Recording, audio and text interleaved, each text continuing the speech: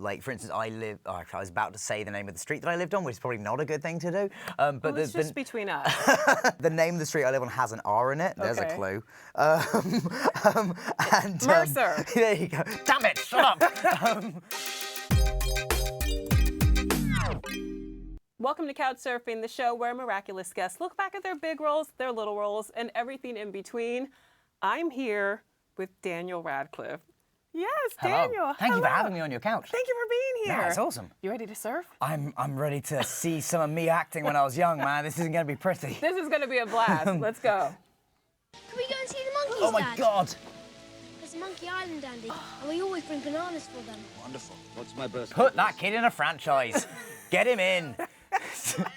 You are so adorable. How old were you in this film? I guess I would have been 9 there, and I mean, you know, I was a 9-year-old kid working with Pierce Brosnan, who was still in the midst of James Bond at that point. I must have annoyed him so much. He was so nice to me, but like, as I arrived with like a list, I was like, here, sign photos for my entire class of people, please. And he did. He was so nice. But you know, Jamie Lee Curtis is my mum, Jeffrey Rush is my dad.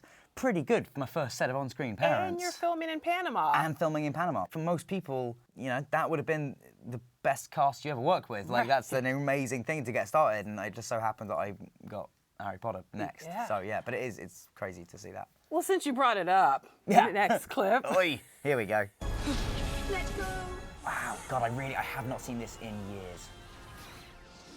You know, this scene really marks a tonal shift for the series. Totally. On both the books and the films. I mean, there, you know, with Cedric coming out, I mean, that is, you know, a young character and a very popular character dying in a. I mean, they were very dark films, and you're right. I think that scene, which is obviously the scene where Voldemort kind of returns to the franchise proper for the first time, was, you know, a huge turning point. I remember Jeff Rawle, who plays Rob's dad in this, like.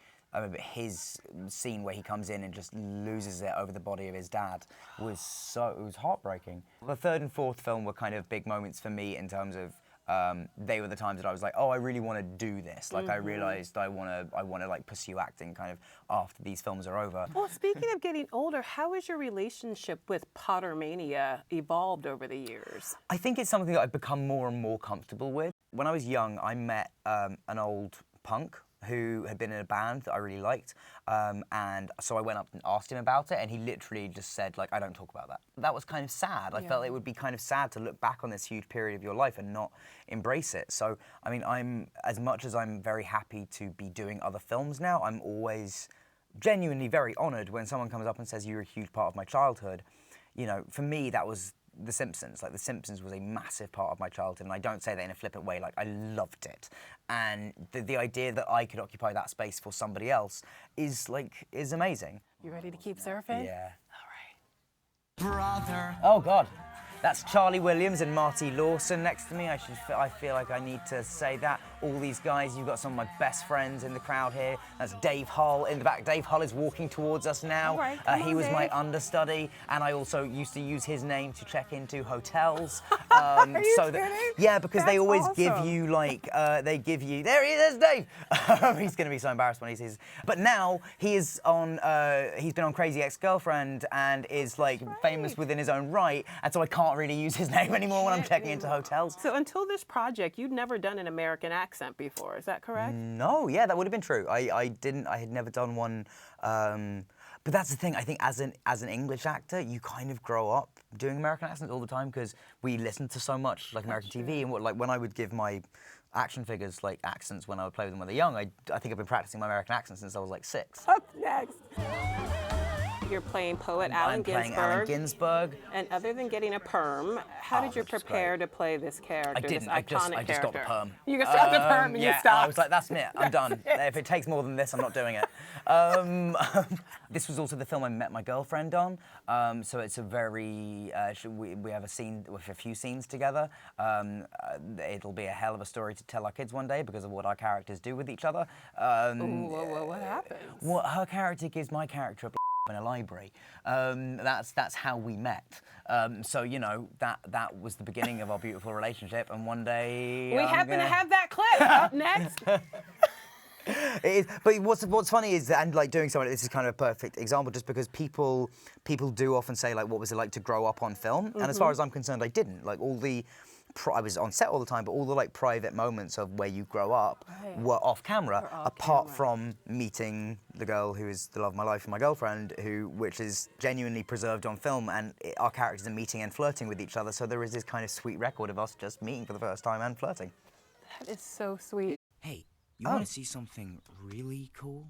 Is a falcon's training leash called a creance? Yes.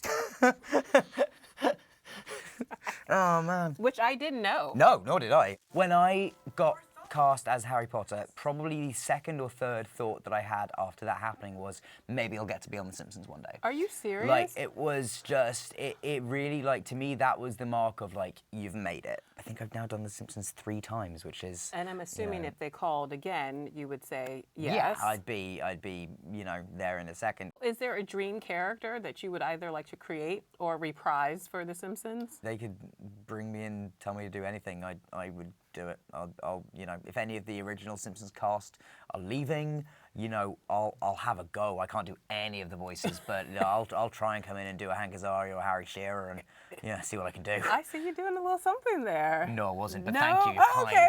I thought you were thought I was auditioning. doing some really Yeah. subtle acting. Yeah. No, I wasn't. I don't have subtle acting mode. I like you. Oh, thank you. Cool. All right, up next. Everyone you've never said that to on the show now knows. Oh. Okay, this is, to me, so genius and so ridiculous and incredible. How did this come about? I was doing a show called The Cripple of Inishmaan at the time in New York, which is why I have that stylish 1920s Irish haircut. And I like the cut. it actually is kind of cool Yeah, it and hipster looks now. good. So yeah, I was doing that show, and Judd Apatow came and saw it, and then like came up to the room afterwards and was like, "Hey, do you want to do like a cameo in the Amy Schumer film that we're making at the moment?" And nothing in this industry has ever done that casually. So I was like, yeah, sure, like whatever. I'm never going to hear about this again. You don't really mean that. And then he went. You thought he and was just then, giving you the Yeah, Hollywood. exactly. I thought, right. you know, it was one of those, a nice thing to say, thanks for coming to see the show, cool. And then the next day, we started getting like communication from them saying that they were really serious and really wanted me to come in and do this thing. Any dog mishaps?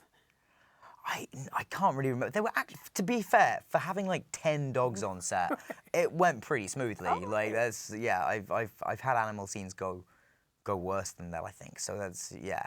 I had a bat land on my head once, and that was less pleasant. I think a bat peed on Rupert once, on Potter. This is all in Hagrid's hut. There was so many animals. Sorry, there's so many animals in there, in every scene. What's next? Oh. This is, if I can have one scene played at my funeral, it will be this scene. Really? Yeah. I Why? because it's so dumb and so beautiful. I love this film so much, and it says something so weird and lovely about just like being alive and being human and how, you know, crazy the whole experience is. This was dubbed Daniel Radcliffe's Fart movie. Yes, which How does did- not do it justice, No. but yes.